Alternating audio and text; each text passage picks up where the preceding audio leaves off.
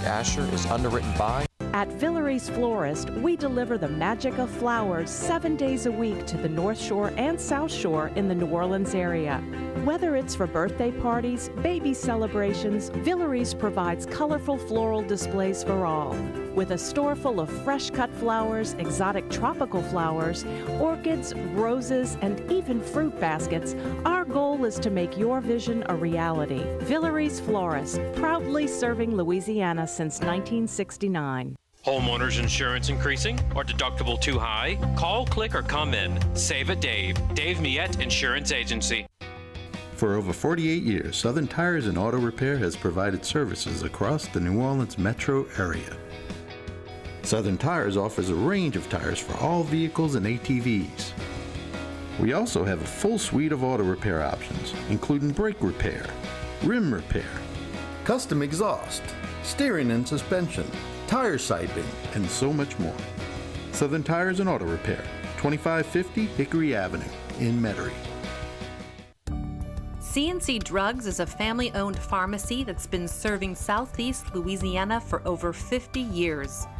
Whether you need help taking care of an elderly family member, a growing child, or even a pet, Cnc provides patient-centered care for your entire family.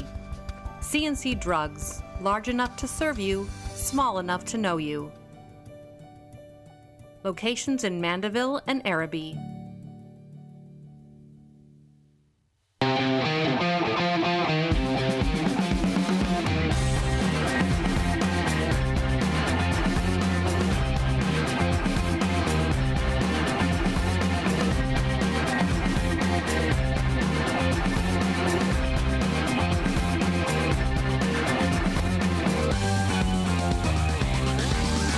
Good afternoon and welcome to another edition of Inside New Orleans Sports, live from our Pontchartrain Production Studios on an absolutely beautiful day here in Old New Orleans. Of course, we'll talk about all the home teams today.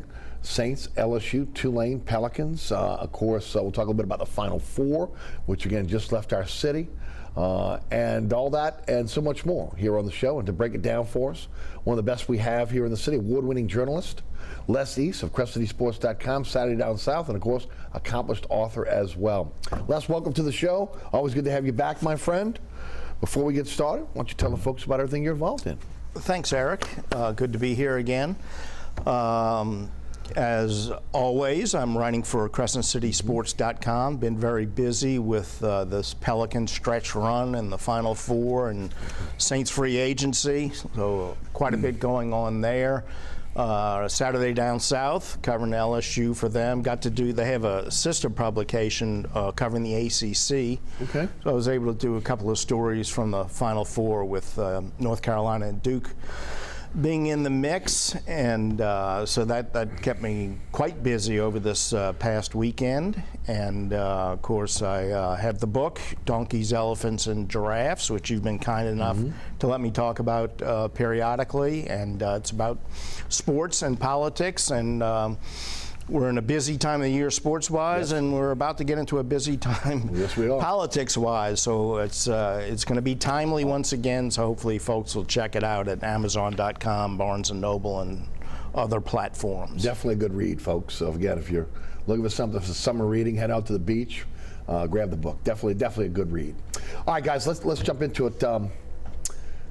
Saints make a trade this week. Everybody was, again, myself included, a little bit impatient with the Saints in terms of going out there and filling holes, especially on the offensive side of the ball. They've done a really good job of re-signing their own, bringing back guys that, again, were once in the system as well. Maybe a guy that went somewhere for a season or two and bringing those guys back. Some of those guys are again, camp fodder, where, again, they'll have an opportunity to come in and compete. Maybe they don't make the final 53. Maybe they're on the practice squad. We'll see how it plays out. But they have not really made any big splashes in free agency thus far. Of course, they bring Andy Dalton in as their backup, which, again, I thought was a really good move because, I thought he was the best of what was left out there in terms of backup quarterbacks. When we start there, and then I want to get into the trade. Okay, well, first of all, I think you hit on the biggest difference between last offseason and this offseason, and that is keeping so many of their guys. Yes. Last year they lost 11 or 12 guys who are contributors in free agency. That has not been the case this year, and that's certainly helpful. As far as Andy Dalton, yeah, I think that's a good move. He replaces Trevor Siemian, who was an afterthought at this time last year, wound up having to play a lot, and I think gave a pretty good account of himself. Wasn't great all the time, but he helped him win that Tampa Bay game, and he contributed otherwise. But I think Andy Dalton's an upgrade there. With Taysom Hill kind of being removed from the quarterback situation more than he was last year, you need an experienced backup, and they got the best one who was on the market. So I like the Dalton move. I think they're in pretty good shape at quarterback, and I think they don't have nearly as many question marks as last year because they haven't lost the volume of players that they lost last year, but they do still have a lot of work to do. Yeah, they absolutely do. And again, speaking of the quarterback position and Taysom Hill, I believe he will still do the quarterback power. Everybody thinks, again, he's done, and they'll get behind center again. That would be foolish on the part of the Saints to not utilize him in short yardage goal line in terms of quarterback power. But again, to me, it's a natural position, him moving to that F tight end. That's one of those tight ends that, for them, that moves all over the field. You know, people have to remember, again, he's not going to be sitting there going out of his stance and just blocking. He will be a guy that is going to be moving the defense depending on where he is in that particular play. Yeah, and I think that's the key to the whole thing is that it's good to find a home for him, so to speak, relatively speaking. But he can do pretty much everything he's done in the past from that spot because of the way they move him around. So he can be a tight end, he can be split wide like a wide receiver, he can line up like an H-back in the backfield. So I think that's the logical place to put him and still maximize what he can do to bother the defense. And I think you're right about the quarterback situation. I think they're going to find a way to utilize him in certain situations. I would expect he would get fewer snaps at quarterback than he's gotten in the past. That was Sean Payton's baby, and he was eager to turn to that whenever things weren't going well, and that wasn't necessarily a bad thing. It served them well in a lot of cases. I'm not sure that Dennis Allen and Pete Carmichael are going to be as quick to go to him if they have a couple of stagnant possessions on offense. But I do think short yardage, goal line, if they do need a spark after struggling for much of a game, I think they'll still turn to him in the quarterback role. It's just not as frequently. Well, that leads us to the trade this week, which caught a lot of people by surprise. And really, when you look at it, really a great move on the part of the Saints, depending on, again, what they do with the picks. They made a trade with the Philadelphia Eagles. The Saints get the Eagles' first-round pick at 16, their first-round pick at 19, the 194th pick, which is a sixth-round pick. The Eagles receive from the Saints their 18th pick this year, their first-rounder. One of their third-rounders, the 101st pick in the draft, 237, which is a seventh-round pick, and then a 2023 first-round pick and a 2024 second-round pick. Seems like they are positioning themselves to go out there, get the top offensive tackle that they can get on the board, and a top receiver. Some believe this is an opportunity for them to move up and get a quarterback. I would say that would be a foolish move on their part, considering, again, the quality of quarterback that's in this draft right now, to maybe give up a couple of picks to be able to, especially high picks, like #1 picks, to go get one of these players, one of these quarterbacks. But if their plan is to go up and again, fill the needs on offense, the loss of Tron Armstead with the offensive tackle position and the wide receiver position, which is really deep, and those first four are really kind of separated from really the rest of the draft, that looks like it is a great move on their part. Your thoughts on the trade, your thoughts on the direction they may go? Yeah, first of all, I'm glad you read all that off, because there's a reason I became a writer. I'm terrible at math. Me too. I couldn't have remembered that, let alone try and quantify I got it right here, guys. Say who got the best of it. So thank goodness you took care of that part. When it comes to the move, you know, this isn't a move where you're targeting somebody. Okay, we're still 3 weeks from the draft. They go from 18 to 16. They're not sitting there saying, you know, oh, 3 weeks from now, when we're at 16, we can get this guy, but he wasn't going to be there at 18. No, you can't figure that out at this point. Draft night, you might be able to figure that out if you wait long enough. So what they did, I think it's twofold, is they've positioned themselves with the 2 number ones. They have the assets necessary to jump into the top 10 if they want to, presumably to get an elite tackle or an elite wide receiver. A lot of depth at wide receiver. They can still get very good quality at 18, better quality at 16, especially with the Chargers sitting there at 17 and possibly looking at a receiver. So if they want to go into the top 10, I think it would probably be for one of those 2 spots. They have the assets to do that. But I think also in their thinking is if we don't find the trade that we want, and they're probably right now trying to find a partner that they can have in their pocket on draft night if they need it, then they say, well, we still have a few holes to fill with Armstead going, with the lack of depth at wide receiver, with the secondary. So we can use 2 impact players this year because we're still a playoff caliber team. So I think all that makes sense for them, even if they have to sit there at 16 and 19. That's still a good fallback plan if you don't get into top 10. So I think that's where they're at. They set themselves up with 2 good options, not knowing at this point which one they're going to be able to pull. Now, a wild card, I would say, is the possibility.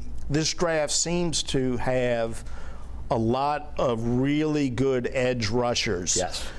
Particularly in the top 10. There's no doubt. So if they jump in the top 10, it could be to do that. Dennis Allen is a defensive coach. You know, he doesn't mean he's not going to go offense, but certainly he's going to be very mindful of what they have on defense. Cam Jordan is still a good player, but he's starting to get up there in years. Marcus Davenport is going to require a lot of money if you're going to keep him. Now, they do have the number 1 pick from last year, Peyton Turner, that they're counting on him to be a part of this. But you need, a lot of people in your pass rush to be successful, and that's something because of the quality there in the top 10 or 12 picks. I think that's something they could be looking at if they make that second trade to get into the top 10. That's interesting because, again, everything you see from the mock drafts, the edge rushers are going to go high. Again, it's a big man draft. You're going to see offensive tackles are going to go high. It's going to push some of the wide receivers down. It's going to push some of the quarterbacks down. It'll be interesting if they go in that direction. See, to me, man, I'll tell you what, it goes back to Trey Hendrickson. And again, this is a double-digit sack guy that, again, you could have paid last year. You chose to be able to pay Marcus Williams. Marcus Williams is a 1-year rental for you, basically. The contract that Trey Hendrickson got at Cincinnati was not, again, a big-time contract. It was a contract that was really based on incentives. Saints could have matched that. Saints could have held that, even again with the cap problems they had. So again, if you're telling me they're looking for an edge rusher a year later after they draft Peyton Turner, I'm saying again, there's something wrong with Jeff Ireland in that draft board when you start looking in that direction. To me, offensive tackle, because you've lost Armstead, becomes a priority, especially if you're not going to flip Ramczyk to the left side. And then the other part is they need weapons. Again, even Drew Brees echoed what I've been saying on my radio show for a while now. Jameis Winston, to be an effective quarterback in the NFL, needs weapons. Drew Brees was able to take guys that were undrafted free agents, low-round picks that could catch the football and could run precise routes and make them take them from journeymen into players that were feared in that particular offense. I don't think Jameis Winston has that. So he needs weapons. So to me, again, they have to surround him with weapons, and again, you got to protect him first, right? That was an issue last year. But the other part of it is weapons. Some think it might be a quarterback, and next year's the quarterback draft. The year after that's the quarterback draft. You've given up 2 top picks in the next 2 drafts, and we'll get to Sean Payton in a few minutes on how you can augment that. But to go and get a quarterback this year and give up draft picks, I think would be wouldn't be the best use of their draft capital. Yeah. Well, there's a lot there. First of all, as far as the edge rusher. Right. If they go for the edge rusher, they're thinking a year or 2 down the road. Right. They're thinking Cam Jordan's getting ready to retire. And maybe they don't pay Davenport. Right. So that's something where they're not saying we have to have that this year. Yes, sure. But we have an opportunity to address it, and in a year or 2, it is going to be a priority. Tackle, wide receiver, that's an immediate need. Absolutely. Right there. If you don't get a tackle, unless you're very lucky, you don't get a tackle who's going to come in and start and be effective as a rookie unless you get into the top 10. Right. Maybe higher. Or you get lucky with a Ramczyk at 32. Right. You have to get lucky. Wide receiver, there's no question they have to bring in one or more wide receivers who are going to play prominent roles next season. Agreed. The draft is going to have to provide at least one of those, preferably in the first round. And maybe two, right? Oh, it could be. Right. I think they need to get two somewhere, I agree. and one of them has to be high up. So one of those picks has to bring them a wide receiver. I agree. And now that they have two picks in the first round, it gives them some latitude. And if they want to go up, they get one of the elite ones. Sure. But as far as a quarterback, that doesn't make any sense to me. First of all, you look at Ian Book is still on the team. A year ago, they were saying, we like this guy. We can develop this guy. What was that, Peyton saying that? Yeah, now Peyton's gone. Right. I don't know if Allen and Carmichael feel the same way. Right. But even if they aren't sure about him, a lot of the mock drafts had them getting the quarterback of their choice at 18. You can't say they're going by 18 to 16. We're guaranteed to get whoever we want. I agree. So the only reason you make that move to set up to try and get a quarterback is if there's one guy there and you think this is Pat Mahomes. Right. This is a guy, I don't care what the mock drafts say. Right. This is the guy we have to have. We'll go as high as we need to go to make sure we get him. Right. And we're not going to sit there and hope he falls to 16. I agree. I don't know if that person is there. Certainly the consensus among people evaluating the draft is that that quarterback is not in this crop. And there are some, look, and we know, you guys, the closer we get to the draft, the hotter the quarterback names get, right? Now we hear Malik Willis. You know, again, you've heard, what was it, Ritter from Cincinnati, okay? And you know, so I read some this week. He's the perfect Saints quarterback, right? You know, I mean, so, but you may be able to get those guys a little bit later on. Now, Willis looks like he's rising on draft boards. Remember, Carolina's getting a quarterback. So and they're in the top 10. So they're probably going to get the first shot at a quarterback unless somebody jumps them to be able to do that. The question is, again, with next year's crop and the following year's crop being, again, a much better and deeper crop, unless you are quarterback starved, are you willing to go do that? Saints have Jameis Winston on a 2-year deal. Yes, they can get out of it after this season easily, and he could be a bridge guy if necessary. But at this point, you know, you need weapons before I think you need to invest in a young quarterback. We don't know what they're thinking. Maybe they love one of these guys. They fall in love with that is. But 4 picks within the top 100, 3 picks within the top 50. Their second round pick is 49. So there's some flexibility there, and there's a chance to be able to, again, for this to be one of those drafts like 2017. Remember, the 2017, they had 2 first-round picks. So this is an opportunity where you got 4 picks in the top 100 to get 4 really good players, if you stay pat, that can help your team immediately. Yeah, and that's why I'm saying I don't think this has anything to do with quarterback unless they've identified one of these guys as a generational talent. I don't think that's the case. So what they're looking at is, like I said before, the two-pronged thing. If we can find the right deal to get an elite receiver or tackle prospect, possibly defensive end. If we can do that, we have the assets to jump into the top 10. But worst case scenario, we don't make another trade and we sit there and we get 4 players in the top 100 because we need that. We need playmakers at wide receiver. And you we need cheap labor. Yeah, and that's another thing with all the cap problems. If they can start having impact players who are young players being underpaid, relatively speaking, then that's another bonus that they get when they go into free agency next year and the year after. So I think it's a good move for them because it gives them the latitude to try and move up and get somebody special at a position of need, and if not, it allows them to plug a series of holes. And of course, with the first-round pick comes the 5th-year option. It's really good when you have a quarterback under a 5-year deal, when you have a offensive lineman or a defensive lineman under a 5-year deal, because some of those guys, they take a year or so to develop before you get them on the field. So again, having those 2 first-round picks helps you there. A lot of folks feel like, okay, why do that now? Why would you risk, again, the 2023 first rounder, 2024 second rounder, when you may need a quarterback? Well, again, the school of thought out there from a lot of people in this market, fans and those in the media, are that Sean Payton is not going to be in the booth long, that he's itching to get back into coaching already, and that there's going to be compensation for him wherever he goes. Now, we can debate the compensation, but I don't care how close the Saints are to Sean Payton. I'm talking about the inner circle there. It's business. Absolutely. And at the end of the day, you have to get the maximum amount for Sean Payton if he's going to be on the sideline at Dallas with the Los Angeles Chargers or even the Atlanta Falcons, okay? Who cares at this point? You have to, again, get a treasure trove of picks for him. And I wouldn't budge unless that was the deal.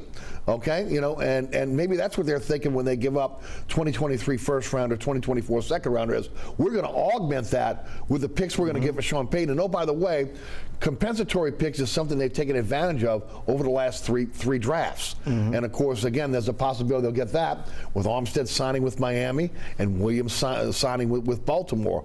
Two highly touted players that again were either Pro Bowl players or on the cusp of Pro Bowl players. Armstead, one of the best in his position.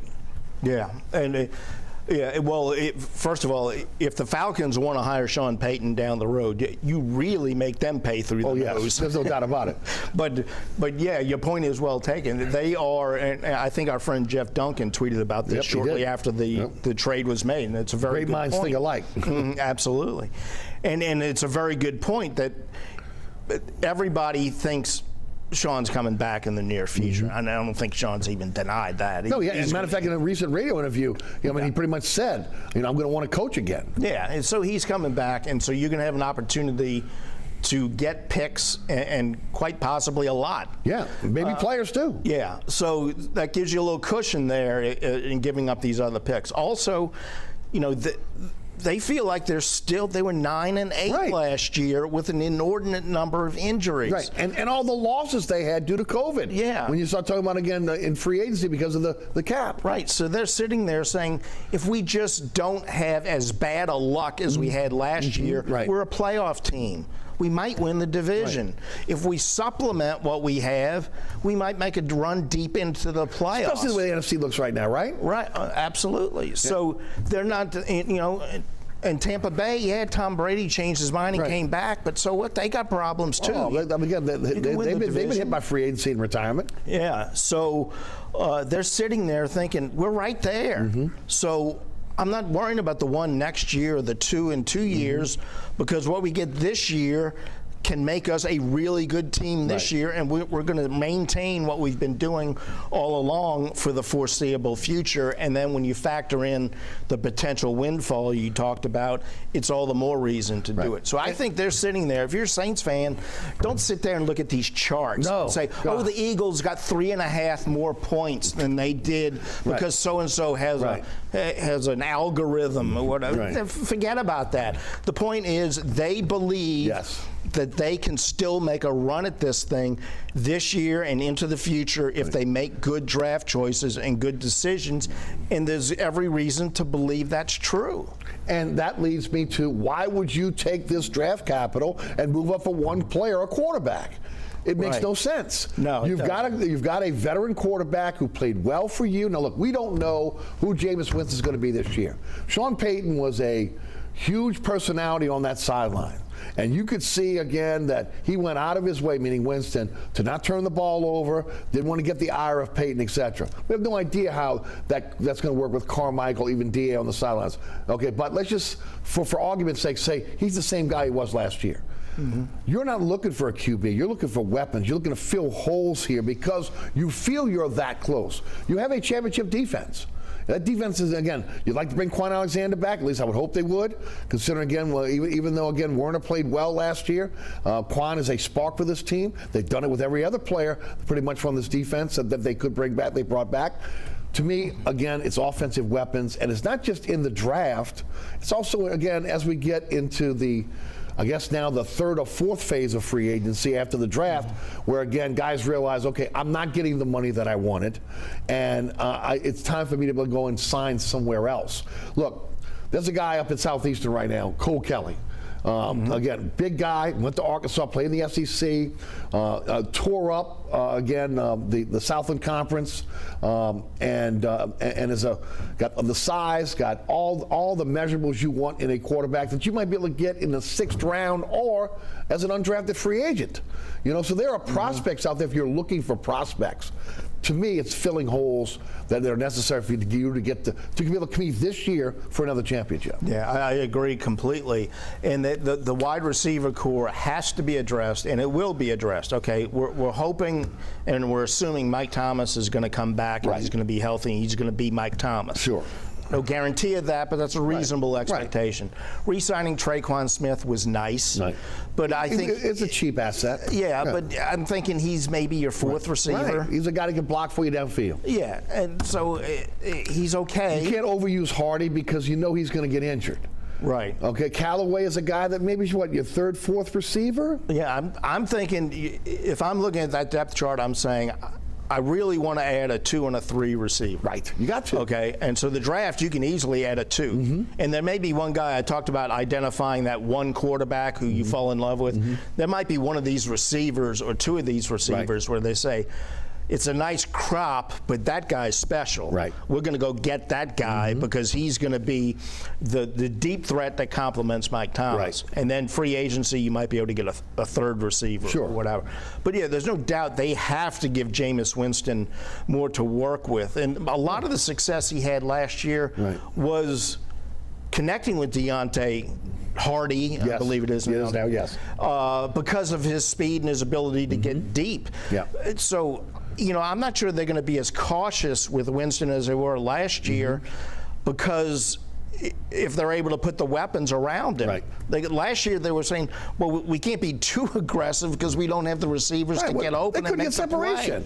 So I think you could see an evolution in Winston's game that's dramatic just because of the weapons that presumably will be around him. Which I would think most people would look at after last year and say, and I've said this over and over again, one of the reasons why I felt like Winston got hurt was he's a pocket guy. He's not running around. He felt like he had to run around for 2 reasons. A, had so many injuries on the offensive line. B, his receivers were not getting open, and he was not moving the football. So again, you've got to get first downs. You've got to be able to move the ball. And that was one of the reasons why, again, he was taking off running like he was. In a all things equal type world, you want him in the pocket throwing the football downfield. And he just didn't have the assets to be able to do that. You can bring that in with this draft class. There are still guys out there, whether via trade or via free agency, that can come in and augment that as well.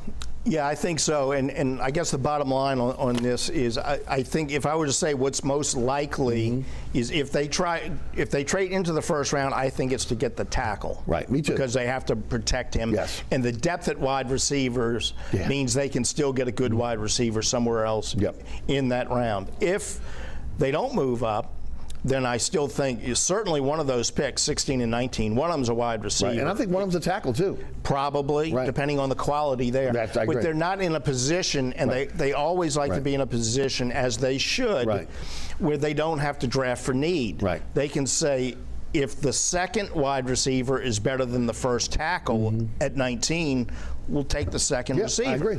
So I think that's what they look at. They want to get another tackle, although they don't necessarily have to, but they really want to get a tackle. Wide receiver, they have to get 1 or 2 guys. But I think they have the assets to do all of that still. And a running back. Look, I think people glaze over the Alvin Kamara off the field situation. He's going to be suspended. He is a big part of this offense. Plus, they overused him last year. It's one of the reasons why he wasn't able to make it for a full season. They need another running back.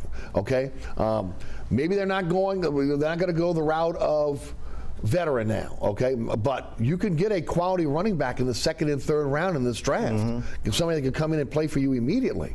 Again, hopefully, you can bring Mark Ingram back. He's got a little bit of tread left on the tires, but again, for when Kamara goes out, you need another player that can protect the quarterback, catch the ball at the backfield, and has the ability to be able to run. Yeah, and I think one of the most important things that Sean Payton showed, and I think a lot of teams in the NFL learn from this, not just people in New Orleans, is that the value you can get from running backs in the second round, third round, later. Yes. Even somebody like a Pierre Thomas who didn't get undrafted free agent, right. The value there usually makes more sense than picking somebody in the first round. You don't see running backs going as high as they used to, and that's because there are so many examples of guys going later in the draft having a huge impact. So, yeah, I think that second round pick could easily be a running back. And maybe if they go even later, they can get somebody that they can win with during Kamara's presumed absence, but also somebody who they're going to be able to use to spell him and not have to lean on Mark Ingram more than maybe he's capable of handling right now. Before we go to break and hear from our underwriters and move on to the Pels, the other position is safety. They brought in P.J. Williams, which is again a nice player. Sorensen is going to be a guy that's going to take the Jeff Heath role, which is more of, again, maybe a dime linebacker slash safety, but more special teams than anything else. Tyrann Mathieu was in the building again this week. Again, there's been a lot of chatter about, again, him and the Saints getting together. There was talk that the Saints had an interest, along with some other teams. Look, I've said it since day one. He made $14 million last year, okay? He's not looking at this point in his career to take a pay cut. At least the reports yesterday said that there was a good conversation, but he's not willing to take a hometown discount. We have to see where, again, the water level rises on his contract with other teams to be able to figure out if he's going to be able to be in New Orleans. I think he'd be a great addition, but again, you also got to put safety there as well, right? Whether that's going to be a young safety or a safety you're going to get in free agency. So a wide receiver, safety, those are two things that I think even if you get it in the draft, you may have to do on the free agency and dip in there as well. Yeah, it's an important position. I think they've actually signed 3 safeties. Yes, but they have. They're all special teams slash depth guys. They need a playmaker in the secondary. Tyrann Mathieu would be a perfect fit. I agree.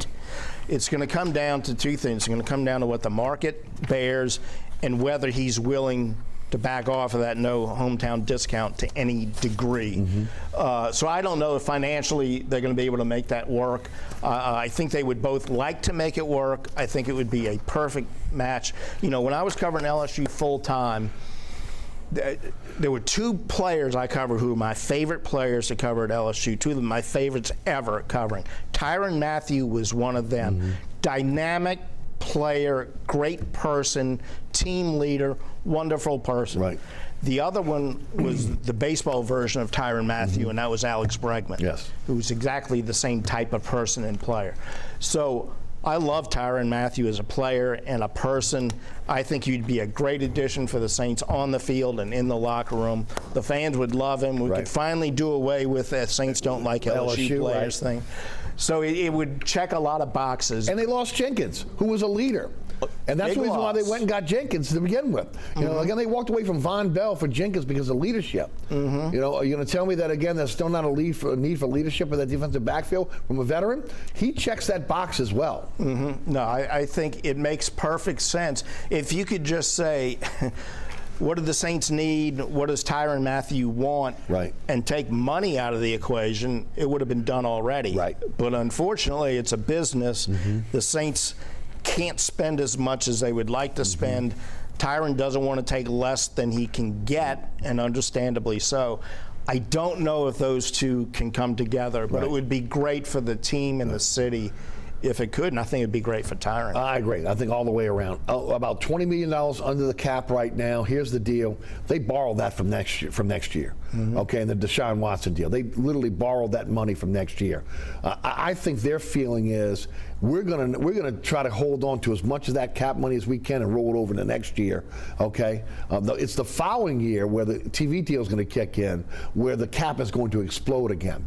So next year is where, again, they're still kind of in a situation where they're going to be robbing Peter to pay Paul, but it's the following year where that cap will really expand for them. So we'll interested to see where they go there as well. But maybe a little bit of a change here. Remember what Dennis Allen said at the owners' meeting last week. We want to augment the team with free agency and build through the draft, where in previous years it was fill holes in free agency and then best player available in the draft. So it's a little bit of a shift here. It is a little bit, and you can make either one work. Sure, absolutely. But you got to your personnel judgment has to be very good. But yeah, but I think they're trying to find that balance, because even though they're still positioned to be successful this year and next year, I think they still have to think long term in terms of getting younger and having cheaper labor. So it's a balancing act, like it always is. And I think this is where we're going to learn about Mickey Loomis, and we're going to learn about Dennis Allen, because Sean Payton had his hands on everything. Allen's going to do that to a similar degree, but he doesn't have as much experience doing it. And we're going to see, you know, Mickey's done a lot. You know, Sean got all the credit, but Mickey did a lot of the successful stuff they've done in the past also. I would agree, Mickey, especially on the financial side. But I will also say, Les, you and I were here. I was covering the team back then when Mickey took over as general manager. You go back, and as I did, and you research those drafts, they were not really good drafts. You had a few splash players that came in and really played well for this team, but the depth of the draft was never there. They didn't have a lot of players that you could say they walked away with 3, 4, 5 players that contributed. They were a little bit top-heavy at times. Okay, and even then there was some bust when it came there. So hopefully, again, Jeff Ireland has a strong say on what's going on, because he seems to, again, when it comes to the draft, has it together. All right, let's take a break here. When we come back, we're going to shift to the Pelicans. Really good news there. We're going to talk Final Four as well. Also going to talk a little bit about the situation at LSU and how that affects Kansas going forward after winning a national championship when it comes to NCAA violations. All that coming up here on Inside New Orleans Sports. Les East, award-winning journalist, is our guest. I'm your host, Eric Asher. Stick around. Burkhart's Air Conditioning, Heating, and Refrigeration has been family-owned and operated since 1989. Burkhart has energy-efficient solutions and offers brands such as Mitsubishi ductless AC units and Amana, the only manufacturer with a lifetime unit replacement warranty. Burkhart's offers maintenance bundle packages that include servicing your AC, generator, and tankless water heater. For more information on the services Burkhart's provides, visit acpromise.com. Burkhart's Air Conditioning, Heating, and Refrigeration, providing comfort for life. Located at 3701 Iberville Street in Mid-City is Katie's Restaurant and Bar. Open 7 days a week, Katie's offers daily specials for lunch, dinner, and Sunday brunch. Serving New Orleans cuisine such as fried shrimp platters, grilled redfish, and a fully stocked bar. And don't forget about our expanded event seating and local entertainment. Featured on the Best of Food Network's diners, drive-ins, and dives, Katie's Restaurant and Bar. Welcome back to Inside New Orleans Sports. Les East of CrescentCitySports.com, Saturday Down South, award-winning journalist, is our guest. I'm your host, Eric Asher. All right. It's come a long way, baby, right? That's that old commercial. It's come a long way, baby. Pels are 35-44. They're the 9th seed as of the taping this show. They take on Portland tonight in the Smoothie King Center. They are 1 game ahead of the Spurs for the 9th seed. The Spurs are in the 10th seed. The Lakers are gone. Again, they're out, again, which means that lottery pick reverts to the Pelicans. We'll talk about that in a few minutes. There's 3 games left. The Pelicans have Portland at home, at Memphis, Golden State on Sunday to round out their season. The Spurs have at Minnesota, Golden State, and then at Dallas to round out their schedule. The play-in game for the Pelicans and the Spurs is scheduled for Wednesday night, 8:30, tentatively in the Smoothie King Center, unless, of course, the Spurs are able to jump ahead of the Pels. They hold the tiebreaker based on, again, wins and losses in the series this year. So, again, the Pels have to continue to be able to win to be able to hold on to home court advantage there. It is a 3-game playoff. If 7 plays 8, the winner of that game automatically goes into the playoffs as the 7th seed. The loser plays the winner of 9-10, and then the winner there they play for the championship or the opportunity to go and become the 8th seed in the NBA playoffs. So they've qualified for the tournament. They've got a must-win really for the next 3 games to hold them off, San Antonio off, in order to be able to keep home court advantage. They start off 1-12. They were 3-16.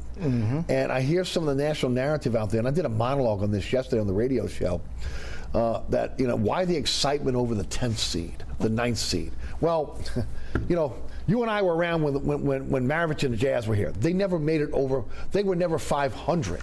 Right. Okay, never 500. We had Mashburn when the Pels, when the Hornets relocated here, and they had some success, almost instant success, right?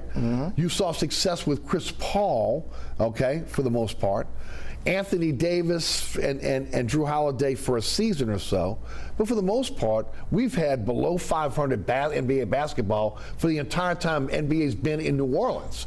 So when you look at the way this team started off 1-12 to 3-16 to now winning 35 games, thrusting themselves into this play-in tournament, there's a reason for jubilation in this town. And it's also, again, because this looks like it is bigger than just a one-year deal. This looks bigger than just one player as it did going into the season with it's Zion or bust. Griffin and Langdon have created a team now with bringing in a C.J. McCollum, the emergence of Brandon Ingram, the 3 draft picks, which again meant a lot, Valanciunas coming in, where this is a team that, again, with the culture that Willie Green has brought in, that now I think is on the cusp that they're going to be reckoned with going forward. Whether Zion is in or out, okay? Because again, if he's out, you're going to get picks and players for him that's going to help you. But just the core that they have right now, I think shows that they're a franchise on the come. Why don't you take it from there? No question about that. And first of all, about why are you excited about the 9th or 10th seed? Well, first of all, why does the NBA allow you to go beyond the end of the regular season as a 9th or 10th seed unless they think it's going to generate interest? Of course. So, yeah, they're excited. It means you get to play beyond the end of the season. That's what the whole season is about, is to play beyond the season. Now, in this case, with a young team that's developing a first-year program, if they go playing, first of the games they've been playing for the last few weeks have been playoff caliber games. Now they're going to play San Antonio next Wednesday, and maybe the season ends there, maybe it doesn't. If they win that and then they play the Clippers or the T-Wolves, if they get past that, they're playing the Phoenix Suns. They're going to have at least 4 games against the Phoenix Suns. That's going to accelerate the development of the individual players and the program. Any game that they get to play beyond Sunday is good for the franchise. I agree. So that's why people are excited. Plus the fact that everybody had written off the possibility when they were 1-12 and 3-16. Why wouldn't you? And understandably so, absolutely. So, well, let me say this quickly, because David Griffin has come under a lot of criticism, and rightfully so. That's right. And I've been one of his critics. And there's no point in rehashing any of that here. What we should be focused on here is in the last 8 months, he realized his hand-picked coach, Stan Van Gundy, was a bad fit. He fired him. He hired Willie Green. Excellent hire. No question about it. Culture changer, without question. Brought in Valanciunas, good move. Brought in Devontae Graham, nice move at the time, something they needed to do. The draft. Herbert Jones II, best pick in the entire draft last year. Trey Murphy III, nice pick who's come on late. Yes, he has. Found Jose Alvarado. Come on. How he went undrafted is beyond me. And then the C.J. McCollum trade was just a tremendous move. He's so much better, has such a big impact compared to what I expected. Of course. Great move. Larry Nance Jr. is another nice piece. Tony Snell, who's now at the end of the bench. That was a great trade. It was a great trade, and Tony Snell's not getting minutes now, which tells you that's because all the other moves were so good. Yes. Jackson Hayes is now growing. Moving him to the 4 was a revelation. So that's a lot of really good stuff David Griffin and his staff have done over the last 8 or 9 months. Deserve credit, no doubt. And Trajan Langdon deserves a lot of the credit too. So let's give them credit because he took so much grief. And look, you and I both gave it to him, and rightly so. And look, he used up some draft capital to be able to, again, turn this thing around. Okay, capital that you're holding on to. But again, you kind of got sweetened this past week with the fact that that Lakers lottery pick falls back in your lap again in a very good draft and a very deep draft. Now, I think, technically speaking, I think if the ping pong balls do something really weird, that could fall out of the top 10, and they wouldn't get the pick. It's like it's like a 0.4 chance that would not be a top 10 pick. But with 99% plus sure that they're getting a top 10 pick from the Lakers, more likely going to be around 8. So their opportunities going forward are going to be tremendous with what they've already built. And I think what happens here is now they're dealing with Zion Williamson from a position of strength. Absolutely. Before it was like, oh, you can't trade away Zion Williamson because that sends a message that you can't keep elite players, and it's that the franchise is hopeless. Now, if you entertain offers for him during the offseason or next year, you're saying it's because we don't need him. We can get so much for him to put around everything we've done without him. With him not setting foot on the court this year, we can trade him and move on, and we're better. So they hold all the cards right now in terms of what to do with Zion Williamson. And I would hope he was on that trip out west. He was. I would hope he sat there and watched the win in Portland, the comeback, the win in LA was huge, and then the clinching win in Sacramento, and was around Willie Green and his teammates and realized, man, I want to be a part of this. He's wanted to be a part of it all along. Nobody's more frustrated by the injury than he is. But I think up close, he should have realized, man, this is really something special. I want to be a part of this and see where we can go with this. So it's all coming up roses. And if the season ends next Wednesday, so what? Where they've come since November and December to where they are now and what the future looks like is night and day. I agree 100% on every one of your points. And they have been transformed from a team that was Zion dependent to now Zion independent. Okay? They put themselves in that position by, again, making some moves. The draft has really helped. And then, you know, look, the criticism of Zion, and it was, he hasn't been here.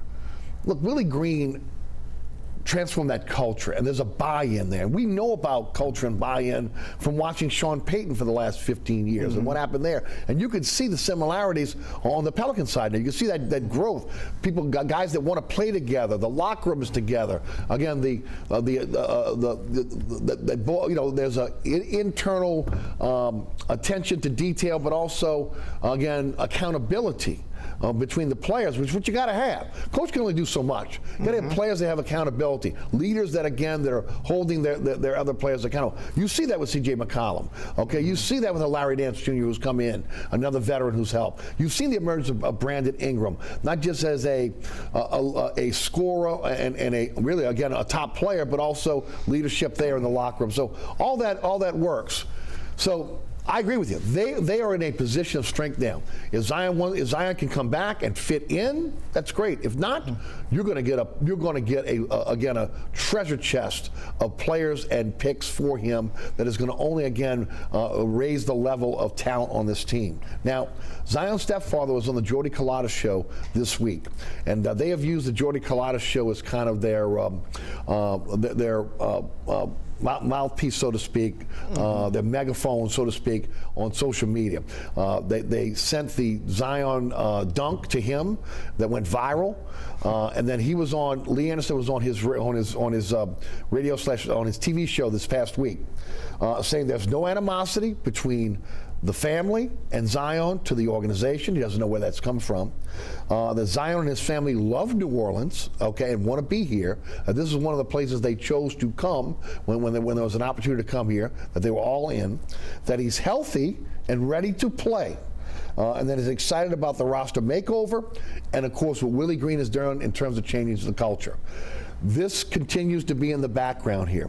The Williamson family trying to push the Pelicans into putting him on the floor, okay, and using, again, social media, media outlets to be able to get their point across. Your thoughts? Well, I think there's actually a lot of good stuff in there. Oh, I think it's a lot of great stuff. Yeah, Right. saying that they're on the same page in a lot of ways. And I have no credible evidence to suggest that they're not on the same page, except for the one thing is Zion Williamson, like every competitive athlete who has ever been injured in the history of mankind, wants to play. Right. And he sometimes feels he's ready to play sooner than the medical experts and the organization that can think long term is willing to admit. Right. So, yeah, there's going to be friction there. There's going to be some disagreement because Zion just wants to play as soon as possible. The Pelicans are thinking, we don't want another setback. We got a good thing going now. We don't necessarily need you for the next 2 or 3 games. So that doesn't bother me if there's a friction there between the two. The question is, does he want to be here long term? And it sounds like, from what the stepfather is saying there, from what they said from the time he arrived, and from everything that's come from any credible source, is that he wants to be here, but he also wants to be in a situation where he thinks they're progressing toward being able to win a championship. Which you can see and he's got exhibit A, B, C, etc. right now that's the case. So everything should be on an upward trajectory right now. He's going to be dissatisfied if he doesn't get to play in the next week or so, but that's life. The point is, get this thing resolved for next year when this could be Memphis of 2023, and if it's not, then you start looking at the trade possibilities. But this is by no means irreparable, and all this noise is just nonsense. No, it's a lot of national noise is what it is. Yeah. Okay, and it's a national narrative. ESPN has too much programming to fill. Right. I mean, again, it's either LeBron or where Zion's going. All right. So here we are. He wants to play. He feels like he's ready. I think the medical staff here has been overcautious, unlike the medical staff previously, which again, were bordered on malpractice, right? Are they a better team if he can play 10, 12 minutes, 15 minutes, 16, 18 minutes a game coming off the bench? I mean, if you're in a series with the Phoenix Suns and this guy's coming off the bench for you and giving you 10 minutes a half, you're not a better team? Yeah, well, that's the tricky thing, and fortunately for the Pelicans, Willie Green is much more wiser than I am at making this determination, and David Griffin as well. But I've said all along that I would be slow to bring him back because of chemistry. 2 things. One, I don't want to risk another injury that requires another surgery. Okay. But also, there's no question it's going to disrupt the chemistry. Right. No, but it's a balancing act. Does the good outweigh the bad? Does the bad outweigh the good? I'm not sure, but having him on the floor creates a lot of problems for the defense. It would be great to put him out there, even if it's 10 or 12 minutes. But you don't want to risk anything. If the medical staff comes in and says, there's no greater risk to re-injury now than there will be on opening night next year, then you play him and you deal with the disruption. But if they say, boy, holding him out and giving him the whole summer to get ready for next season would really reduce the risk, then I don't think there's any way in the world you would play him just to get a game or 2 in there, to give yourself a better chance of advancing to play another game or 2. Right. We'll see how it plays out. There's some pressure for the Williamson camp, though, to get him on the floor. We see that, and again, that's happened. This is the second time in 3 weeks now they've used the Jordy Culotta show or his social media platforms to be able to get the word out. All right, let's shift gears to the Final Four. Great Final Four for the city. You were there. The city knocked it out of the park. That's all we were hoping for. This is the best. This is the first real major sporting event since the pandemic, and the city shined as we always do. Once again, New Orleans needs to be the, how we have gotten into this situation, and we know how. It's shiny new stadiums, right? Where, again, we're pushed back to like every 10 years for a Super Bowl, every 10 years for a Final Four, every 10 years for an NBA All-Star game. We should be in a rotation every 5 years for these events. Unfortunately, that's not happening anymore. But again, you ask the media, you ask the fans, they want it here every year. Oh, it was great. It was going back to what New Orleans was when the rotation was smaller. and we were getting, we had an 87 Final Four, we had a 93 Final Four, we had an 03 Final Four, and then it was 12 and 22 and got spaced out for a variety of reasons. But they hit it out of the park. The stadium was beautiful. The stadium was set up great. The fans had a great time. Right.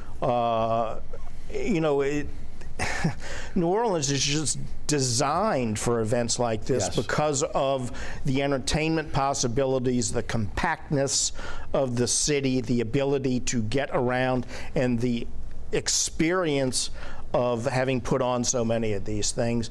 So you would expect New Orleans to do it nearly perfectly, and the city did. Yep, the city did, and it was a great Final Four. Duke, North Carolina, Kansas, Kansas winning it all. We got about 2.5 minutes left, and I got so much more to do. Can we do another half hour? But Bill Self won a national championship with Kansas. He has 5 violations against himself and also the University of Kansas. Those, again, are the same violations that Will Wade has. Same violations Penny Hardaway has. Penny Hardaway, Will Wade have lost their jobs. Well, Bill Self got a contract extension, which is a rollover contract. It was basically a lifetime contract. If there is any violations where they're found guilty of, he can lose half of his salary, and that's it. Do you feel that Kansas is going to be treated the same way as Memphis and LSU were? No. We have precedent in the way North Carolina was treated. Their blue bloods are treated differently. 2 distinctions, or I would say differences without a distinction between LSU and Kansas. And you detailed how the similarities are significant. Right. Will Wade is on tape. Right. With the FBI saying, essentially confessing. Confessing, correct. Okay. Even though Bill Self has been determined to have, or at least. It was his assistant coach that was on tape. Right. But just the perception of Will Wade's voice on the tape that the FBI captured, admitting it, that separates it a little bit. Not rightly, but I think that's just human nature. The other thing is, the penalty that, Will Wade losing his job, that was an LSU decision. No, it was. LSU chose enough is enough. They had a president and an AD who weren't loyal to this guy, and they say, no, enough is enough, we're moving on. Kansas, as a university, chose not to do that with their lawbreaker. No, they extended him. Right. So the difference here is that the optics, so to speak, with even though it's what you're hearing on tape, and the decisions made by the 2 universities are different. LSU was proactive. Kansas is like, oh, we got a championship team here. Let's not mess with this. So those are 2 big distinctions. Ultimately, it will come down to what the NCAA imposes. I think LSU is going to get hit harder than Kansas, just because the NCAA always does the wrong thing. Yep. It's interesting because it's blue blood versus non-blue blood, and again, how this is going to come out. But you mentioned North Carolina, you mentioned Duke. They're involved in this as well. We'll see how it all plays out. Always great to have you on the program. Just a plethora of information. Thanks so much for joining us. Thanks, Eric. Les East, CrescentCitySports.com, Saturday Down South. And of course, the name of the book is? Donkeys, Elephants, and Giraffes. Read it, it'll make sense. There you go. And of course, as always, thanks. Thanks so much for tuning in. Remember, plenty of ways to be able to catch our program now. Our first rebroadcast tonight at 6 p.m. on WLAE-TV, 10 o'clock on the Deuce WLAE-TV 2, Friday night, 9 o'clock Pelican Sports Television, 10 o'clock LAE, Saturday morning at 2 a.m. on the Deuce, and also Saturday afternoon at Pelican Sports Television at 5 p.m. Catch me on the radio, 106.1 FM. That's weekdays 4 to 6. Listen live at ericasher.com. Also, our website, the Anchor app is our choice for the podcast. But again, we're on all podcasting platforms, iHeartRadio app, TuneIn Radio app. That's our digital platforms for the show as well. Also, again, want to thank our underwriters that make the show possible, as well as the WLA production staff, Alex Chacon, Logan Raffia, my director, William Hill, also Ron Yeager, Jim Dotson, the entire crew here that does a fantastic job in producing this show each and every week. For Les East, I'm Eric Asher. Thanks so much for tuning in. We'll see you next week for an Easter edition of Inside New Orleans Sports. Thanks for watching.